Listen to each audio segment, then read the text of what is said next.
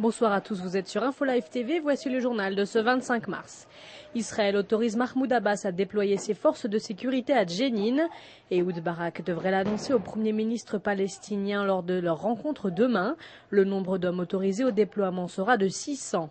L'armée israélienne maintiendra un contrôle militaire sur Jenin, pendant que les officiers palestiniens seront en charge de faire respecter la loi et l'ordre dans la ville. Le roi d'Arabie Saoudite veut organiser une rencontre multiconfessionnelle invitant chrétiens, musulmans et juifs. Le but de cette réunion exceptionnelle annoncée par le roi est d'éviter la décadence de la morale et des traditions familiales. Se référant ensuite aux juifs du monde, le monarque saoudien a déclaré « Ensemble, nous remplacerons le mépris par une véritable fidélité humaine ». 33 kilos d'héroïne interceptés à la frontière israélo-libanaise.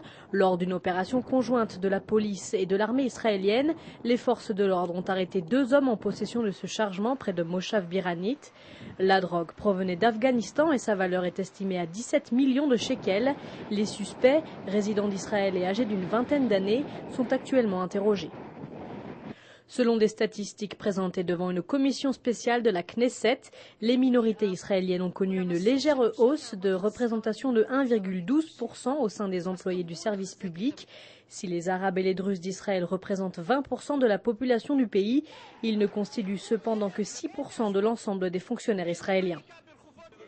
Le chef du Likoud, Benyamin Netanyahou, a demandé ce mardi au Premier ministre Ehud Olmert d'autoriser la construction de nouveaux logements destinés à connecter Jérusalem à la ville de Maal Adumim, en Judée-Samarie.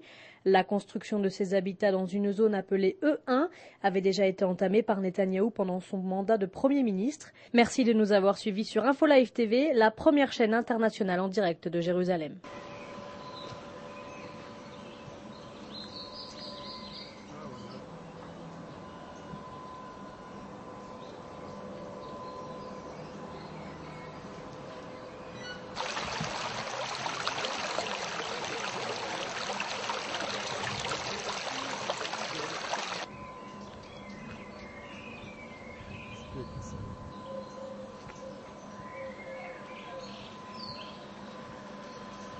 יש לך תשובה וקשה, נכון?